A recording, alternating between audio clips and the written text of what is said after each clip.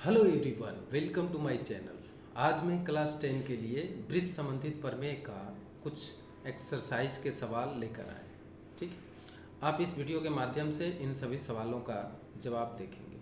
सबसे पहले देखिए वृत्तचाप। अब यहाँ जो टॉपिक दिया है वृत्तचाप, वृत्तचाप क्या है ये एक वृत्त के माध्यम से आप समझ सकेंगे। सबसे पहले तो देखिए ये वृत्त है, ठीक है। अब जान रहे हैं कि वृत्त के अंदर क्या होता है, एक केंद्र होता है, ठीक है। वृत्त के अंदर एक केंद्र होता है जहाँ से परिधि के सभी बिंदुओं के बीच की दूरी बराबर होते हैं। अब यहाँ कह रहा है वृत्तचाप, तो वृत्तचाप मतलब वृत्त का कोई भी टुकड़ा को ही वृत्तचाप कहा जाता है। जैसे ए और बी दो बिंदु अगर वृत्त के परिधि के ऊपर ले लें तो इन दोनों बिंदुओं के जो बीच का दूरी है, जो एक कर्व लाइन के जैसा दिखाई दे रहा है, इसी को हम वृत्तचाप कहेंगे।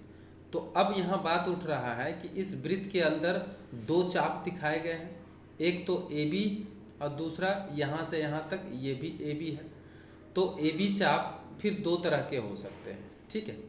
एक लघु चाप, जो छोटा वाले चाप है उसको लघु चाप कहते हैं, और जो बड़ा वाला चाप है उसको हम दीर्घ चाप कहते हैं, ठीक है।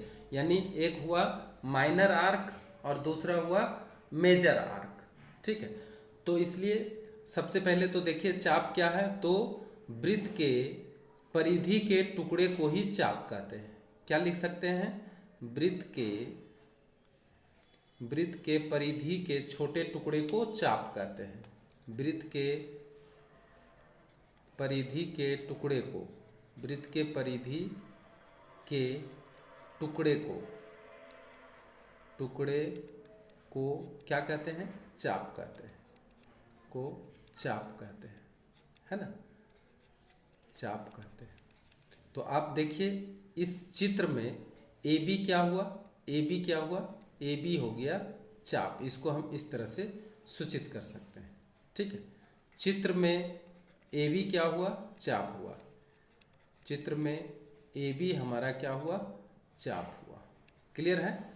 अब वृत्त का जो छोटा टुकड़ा है ना, वृत्त के चाप का जो छोटे टुकड़े हैं उसको लघु चाप कहेंगे, और जो बड़े टुकड़े हैं उसको हम क्या कहेंगे, दीर्घ चाप कहेंगे, ठीक है। तो लघु चाप क्या है, लिखेंगे वृत्त के परिधि के, वृत्त के परिधि के छोटे टुकड़े को क्या कहेंगे, लघु चाप कहेंगे, लघु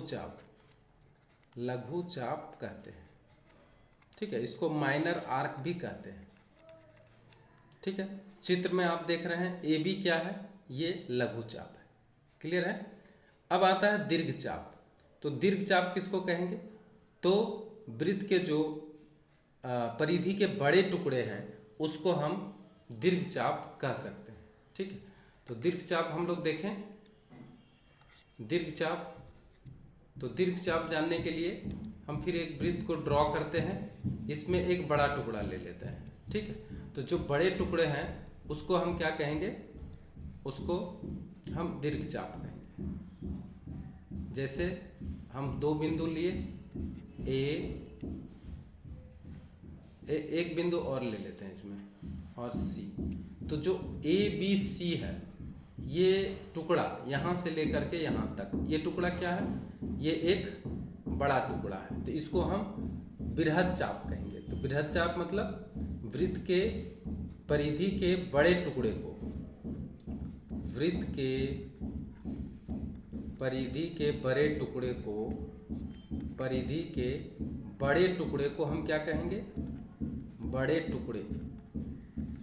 टुकड़े को दीर्घ चाप कहेंगे, दीर्घ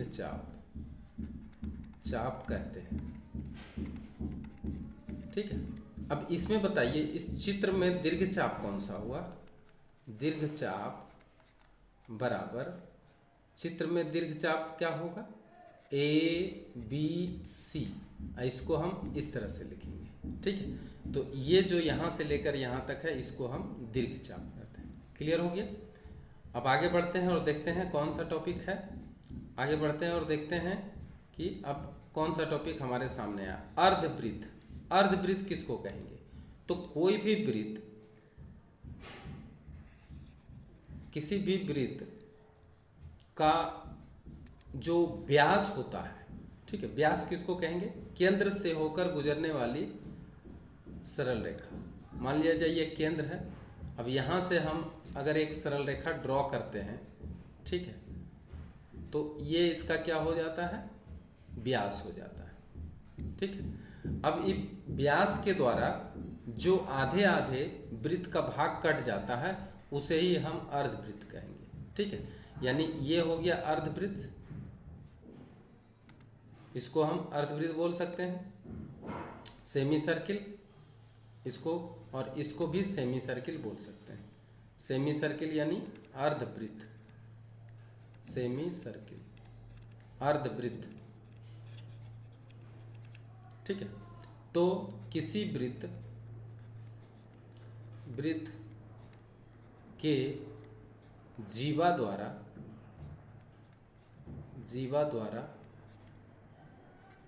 वृत्त, किसी वृत्त के जीवा द्वारा वृत्त के समान भागों में बंटने पर जो आधे वृत्त प्राप्त होते हैं, यह कैसा वृत्त होता है? आधा वृत्त होता है। आधे वृत्त प्राप्त होते हैं उसे ही अर्धवृत्त कहते हैं। उसे ही क्या कहेंगे? अर्धवृत्त कहेंगे, यानी सेमी सर्किल कहेंगे, अर्धवृत्त कहते हैं। क्लियर है? तो अर्धवृत्त क्या हुआ? यहाँ पे देखिए ये है अर्धवृत्त।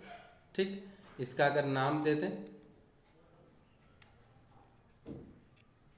तो ए बी सी क्या हो गया? अर्धवृत्त हो गया। यहाँ से लेकर यहाँ तक ये सारा क्या हुआ? अर्धवृत्त हो गया।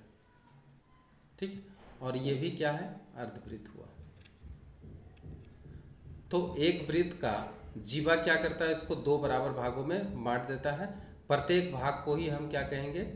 अर्धवृत्त कहेंगे। ठीक है, आगे बढ़ते हैं और देखते हैं नेक्स्ट टॉपिक क्या मिलता है। अब देखिए वृत्त का परिधि, वृत्त के घेरा को ही हम क्या कहेंगे? परिधि कहेंगे। इसका मतलब क्या है? ये वृत्त है ना, इसका ये जो चारों तरफ का परिधि का जो घेरा है इसी को कहते हैं सरकमफेरेंस या परिधि। तो हम क्या लिख सकते हैं? वृत्त के घेरा को ही वृत्त का परिधि कहते हैं। ठीक है, इसका परिधि का लंबाई अगर निकालना हो तो इसका अर्धव्यास अगर पता हो r, तो परिधि का सूत्र क्या होता है? परिधि का सूत्र होता है 2 पाई r। ठीक है, जहाँ r क्या है? वृत्त का अर्धव्यास है। इससे क्या पता चला? वृत्त का परिधि कितना लंबा है, इस सूत्र से हम पता कर सकते हैं कि वृत्त का परिधि कितना लंबा है। क्लियर है? आगे बढ़ते हैं और देखते हैं नेक्स्ट टॉपिक क्या है। वृत्तांश। अब देखिए वृत्तांश किसको कहते हैं? कोई भी वृत्त को अगर हम दो भागों में बांटना चाहें तो हमें क्या करना पड़ेगा? एक जीवा खींचना पड़ेगा। तो अगर हम ये जीवा खींचते हैं, ठीक है, तो यहाँ पर देख रहे हैं कि जीवा खींचने के बाद ये वृत्त दो टुकड़ा में बट गया। ठीक, लेकिन यहाँ पर देखिए एक छोटा टुकड़ा है तो एक बड़ा टुकड़ा है। तो ये जो वृत्त का टुकड़ा है, ठीक है, ये जो वृत्त का टुकड़ा है, इस टुकड़े को ही हम क्या कहेंगे? ये जो एरिया है इसी को कहते हैं वृत्तांश। ठीक, इसी को हम क्या कहेंगे? वृत्तांश कहेंगे। अब ये वृत्तांश भी एक बड़े है तो दूसरा क्या है? छोटा भी है। ठीक है। जैसे ये बड़ा वाला है तो इसमें ये क्या है, ये बड़ा वाला है तो ऊपर वाला क्या है, छोटा वाला है। तो इस तरह से वृत्तांश भी दो तरह के हो जाते हैं, एक लघु वृत्तांश और दूसरा दीर्घ वृत्तांश। तो आप वृत्तांश का परिभाषा कैसे देंगे, ठीक है, वृत्तांश का परिभाषा आप कैसे देंगे, लिखेंगे ये क्या है, ये वृत्तचाप है और ये क्या है, जीवा। तो जीवा और वृत्तचाप के द्वारा घिरे हुए क्षेत्र, किसी भी वृत्त में जीवा तथा परिधि के द्वारा घिरे हुए क्षेत्र को क्या कहते हैं, वृत्तांश कहते हैं, या इसको वृत्तखंड भी बोलते हैं, वृत्तखंड कहते हैं या सेगमेंट कहते हैं, ठीक। अब यहाँ पे देखेंगे कि दो वृत्तखंड है, एक है लघु वृत्तखंड और दूसरा है दीर्घ वृत्तखंड। इसको क्या कहेंगे, इसको कहेंगे लघु वृत्तखंड,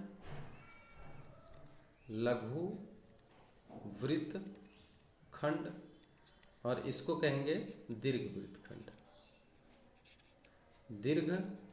वृत्तखंड।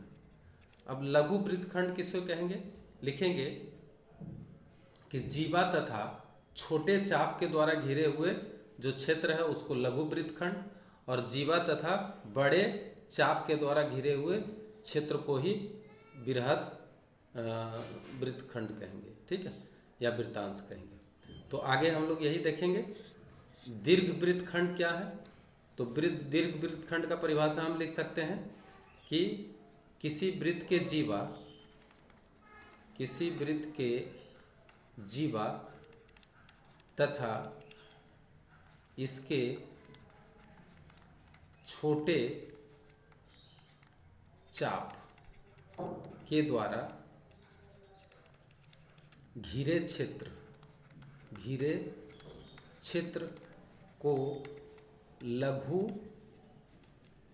वृत्तखंड या लघु वृत्तांश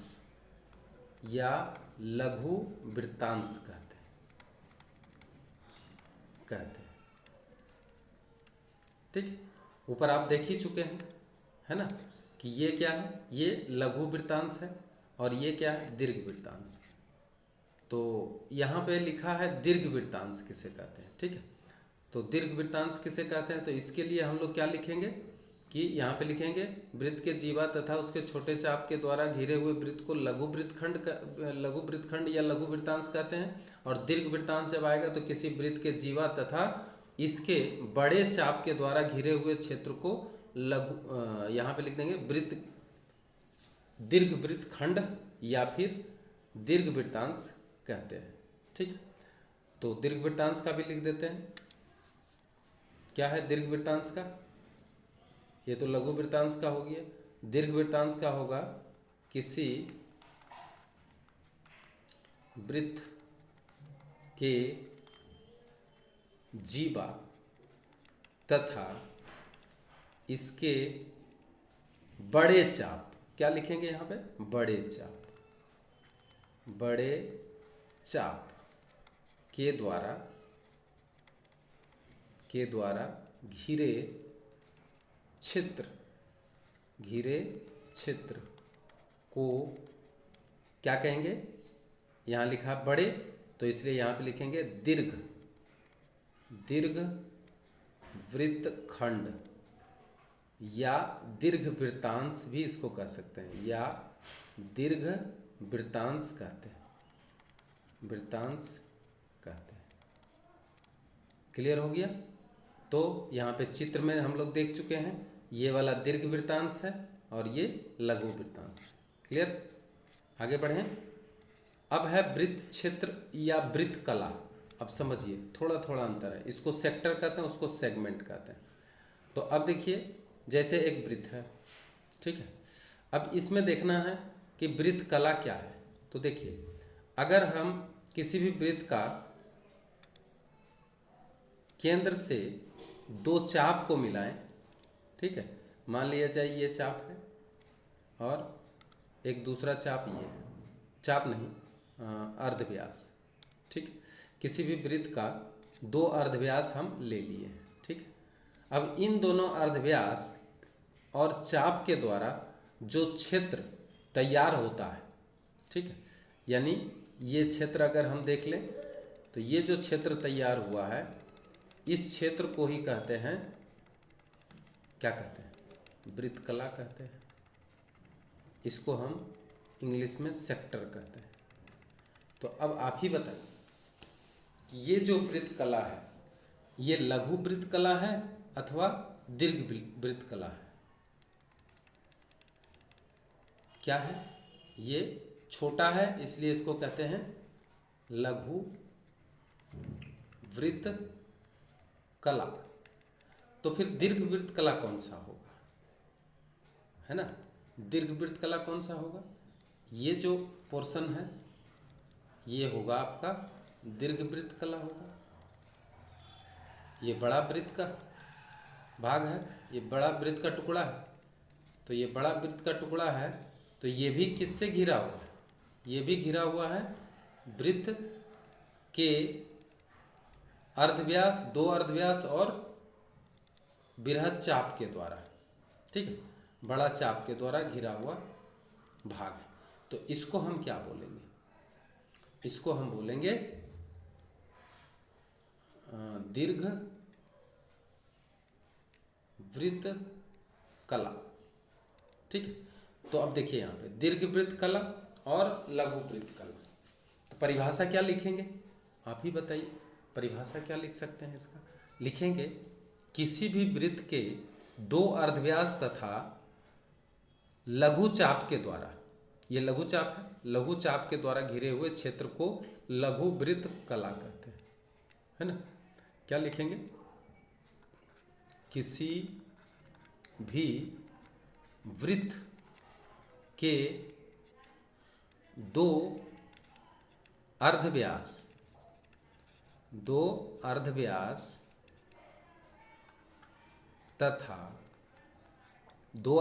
तथा लघु वृत्तचाप के द्वारा घिरे हुए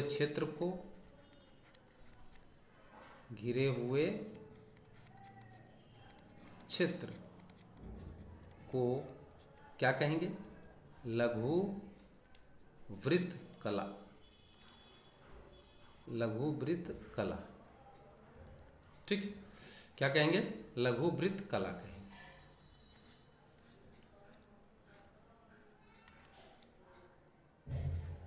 कहते हैं, ठीक। और फिर दीर्घ वृत्त कला किसको कहते हैं? ये लघु वृत्त कला हो गया, ठीक है।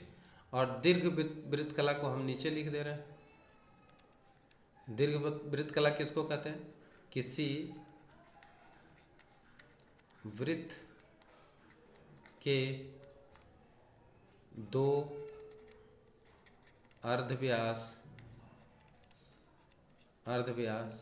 तथा लघु वृत्त के चाप के जगह पे होगा दीर्घ वृत्त चाप, दीर्घ वृत्त चाप के द्वारा घिरे हुए क्षेत्र को दीर्घ वृत्त कला, ठीक है, दीर्घ वृत्त कला कहते हैं या दीर्घ वृत्त क्षेत्र कहते हैं। क्लियर है? आगे बढ़ें और देखते हैं समकेंद्रीय वृत्त। अब देखिए बहुत ध्यान से, समकेंद्रीय वृत्त कॉन्सेंट्रिक सर्किल किसको कहते हैं?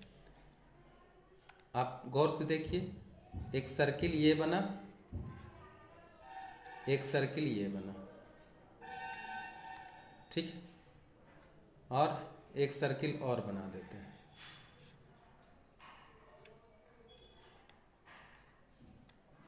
अब गौर करिए यहाँ पे, यहाँ पे कितने सर्किल है? 3 सर्किल है और सबका केंद्र क्या है? एक ही बिंदु है O। इसका रेडियस अलग, इसका रेडियस अलग और इसका रेडियस अलग। तो ये सारे जो वृत्त हैं एक केंद्रीय हैं, अर्थात एक ही केंद्र के अलग अलग अर्धव्यास के कारण, है ना, अलग अलग वृत्त होता है। इसे ही हम कहते हैं समकेंद्रीय वृत्त। मतलब वैसे वृत्त जिसका केंद्र उभयनिष्ठ हो, यानी एक ही हो, उभयनिष्ठ हो, इन सभी वृत्तों को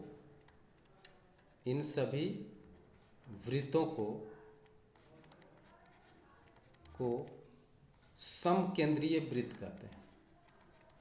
समकेंद्रीय वृत्त कहते हैं। क्लियर हो गया? आगे बढ़ते हैं और देखते हैं क्वेश्चन। अब देखिए आपका एक्सरसाइज आ गया 3.1 एक्सरसाइज। ठीक, अब 3.1 एक्सरसाइज में देखिए सवाल क्या कह रहा है। पास के ओ केंद्र वाले वृत्त का चित्र देखें एवं बताएं कौन कौन से अर्धवृत्त PAQ वृत्त क्षेत्र में स्थित है। तो यहाँ पे देखिए अगर हम इसका अर्धव्यास देखें तो इस वृत्त में कौन कौन से अर्धव्यास दिखाई दे रहे हैं। ठीक है, तो अगर फिगर अच्छी तरह से नहीं दिखाया गया है तो यहाँ पे देखिए इस वृत्त में आप देख सकते हैं। ठीक, इस वृत्त में बीच में केंद्र O है। ठीक है, और यहाँ पे देखिए एक लिखा है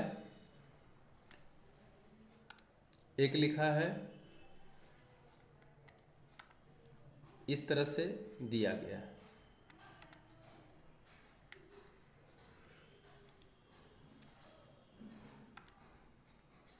बस यही तो फिगर है ना। नाम क्या है? यहाँ A है,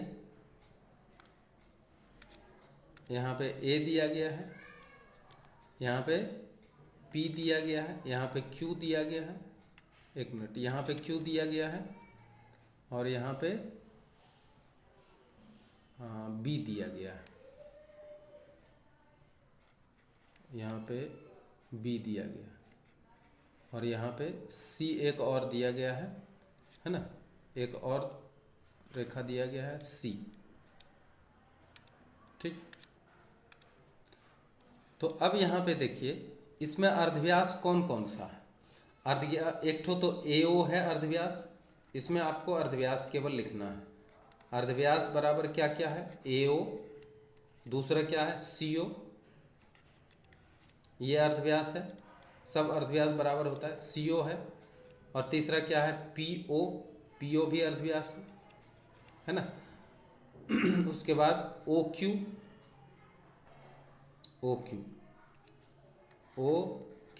ये सारा अर्धव्यास है।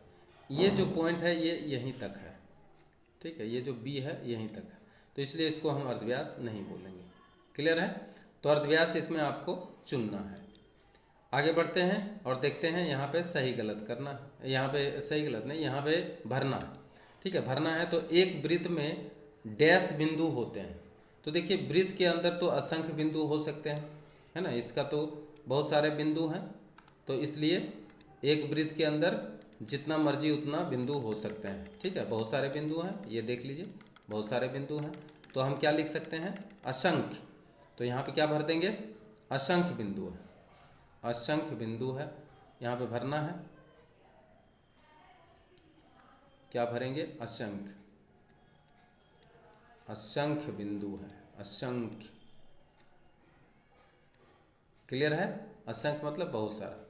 दूसरा देखिए, वृत्त के बृहत्तम जीवा को, अगर वृत्त में सबसे बड़ा जीवा अगर बनाए तो सबसे बड़ा जीवा जो होता है वो वृत्त का क्या होता है? सबसे बड़ा जीवा वृत्त का व्यास होता है। ठीक है, तो इसलिए ये क्या होगा? ये व्यास होगा, वृत्त का व्यास होगा। तो यहाँ पे क्या भरना है? वृत्त का व्यास, वृत्त का व्यास होगा, यहाँ पे व्यास भर देते हैं। ठीक है, जीवा वृत्त क्षेत्र को अब देखिए ये जो जीवा है ये वृत्त क्षेत्र को क्या किया है, दो वृत्त चाप में बदल दिया है। ये देखिए एक वृत्त चाप ये है और एक वृत्त चाप ये है। तो जीवा क्या करता है, वृत्ताकार क्षेत्र को दो वृत्त चाप में बदल देता है, वृत्त चाप में बदल देता है। ठीक है। वृत्त के सभी व्यास, देखिए जितना भी व्यास हम खींचें इस वृत्त में, सारे वृत्त का व्यास क्या होगा, वो केंद्रगामी होगा, यानी केंद्र से होकर ही गुजरेगा। चाहे जितना भी हम यहाँ से क्या करें, इसका जीवा खींच दें, ठीक है, यानी व्यास खींच दें, तो सभी व्यास क्या होते हैं, केंद्र बिंदुगामी होते हैं। तो हम लोग क्या लिख सकते हैं यहाँ पे, केंद्र बिंदुगामी। क्या होगा, केंद्र। यहाँ पे क्या भरना है, यहाँ पे भरना है केंद्र, केंद्रगामी होता है। ठीक।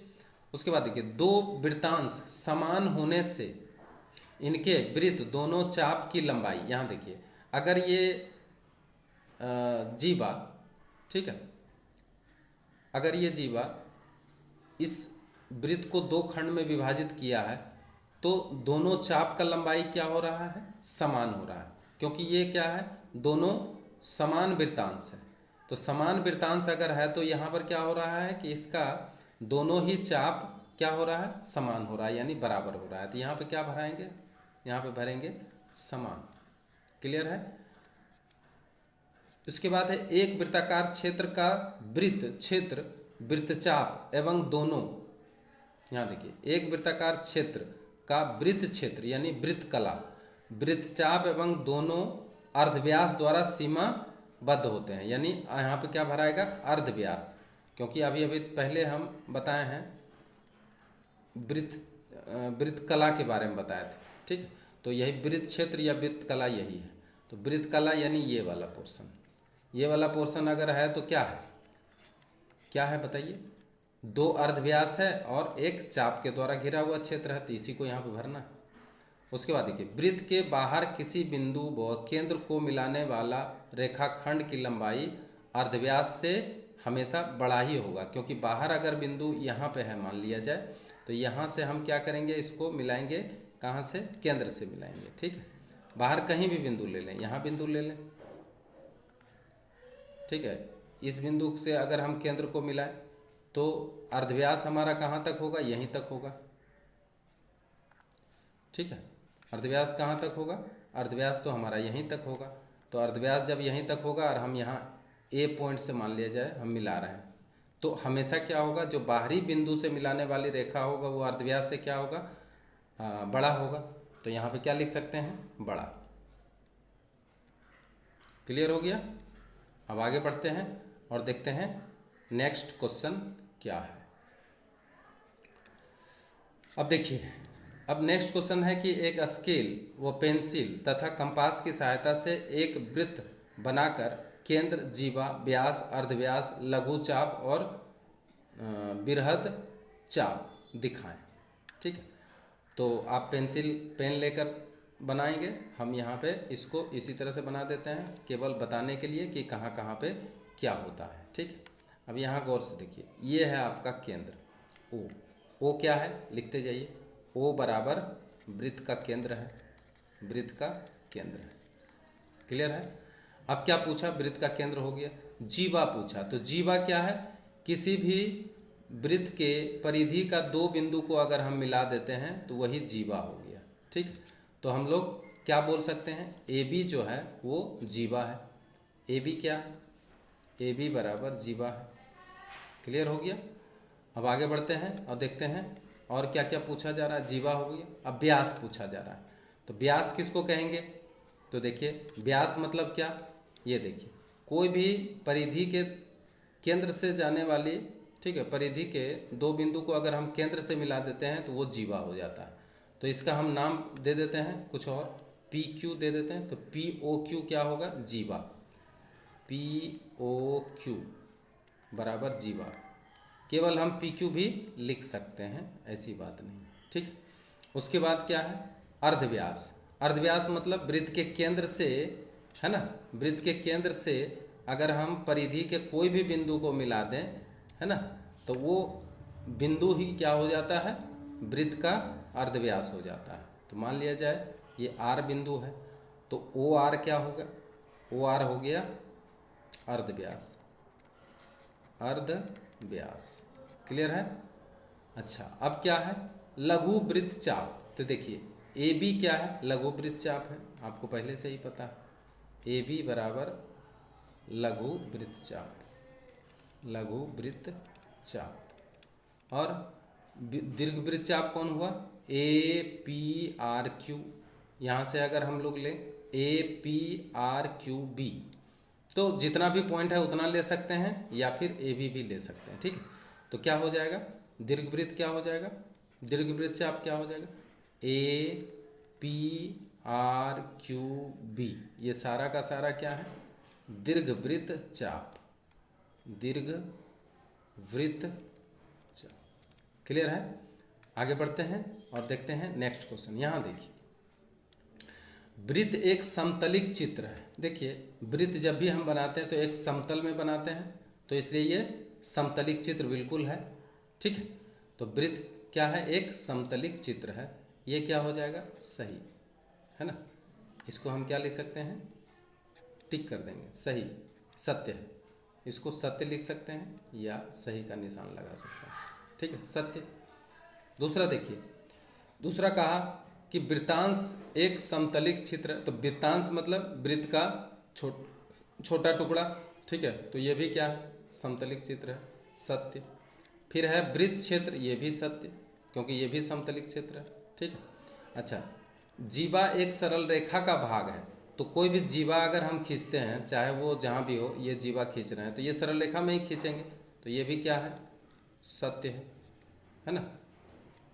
उसके बाद चाप एक सरल रेखा है। देखिए चाप कभी भी सरल रेखा नहीं होता, ये वक्र रेखा होता है, इसलिए यहाँ से क्या हो जाएगा, असत्य हो जाएगा। नहीं, ये असत्य हो जाएगा क्योंकि ये चाप है। किसी वृत्त में सीमित संख्यक समान लंबाई की जीवाएं होती है। अब यहाँ पे बोल रहा है कि समान लंबाई के जीवाएं होती है, तो जीवाएं कभी समान लंबाई का नहीं होता, अलग अलग लंबाई का होता है ना। ये देखिए, ये जीवा जब भी खींच रहे हैं तो क्या हो रहा है, अलग अलग लंबाई का हो रहा है, ये छोटा है, ये बड़ा है। ठीक है, इसलिए ये भी क्या हो जाएगा, असत्य। ठीक है। उसके बाद देखिए, किसी एक निश्चित बिंदु से केवल एक ही वृत्त खींचना संभव है। अब देखिए, हम एक बिंदु से कई वृत्त खींच सकते हैं। ठीक है, क्योंकि ये क्या है, ये समकेंद्रीय वृत्त होते हैं, तो किसी एक केंद्र से हम कई वृत्त खींच रहे हैं। तो यहाँ पे बोल रहा है कि किसी वृत्त के सीमित संख्यक समान लंबाई की जीवा, एक मिनट, किसी एक निश्चित बिंदु से केवल एक ही वृत्त खींचना संभव है, जबकि ऐसा नहीं है, असत्य। ठीक, बहुत सारे वृत्त हम खींच सकते हैं एक बिंदु से, इस तरह से भी खींच सकते हैं या इस तरह से भी खींच सकते हैं। जैसे ये वृत्त हो गया, एक वृत्त चाहें तो इसको इस तरह से भी खींच सकते हैं, एक वृत्त चाहें तो इस बिंदु से ऐसे भी खींच सकते हैं। तो एक ही बिंदु से हम जितना मर्जी उतना वृत्त खींच सकते हैं। ठीक है। अच्छा, फिर कह रहा है दो सर्वांगसम वृत्त के अर्धव्यास समान होते हैं। अगर दो वृत्त सर्वांगसम है तो इसका क्या होगा, इसका अर्धव्यास हमेशा ही समान होगा, यानी बराबर होगा। क्लियर है। अगर ये वीडियो आपको अच्छा लगा हो तो अधिक से अधिक इसे शेयर करें, और जो नए हैं वो सब्सक्राइब करें। Thank you very much.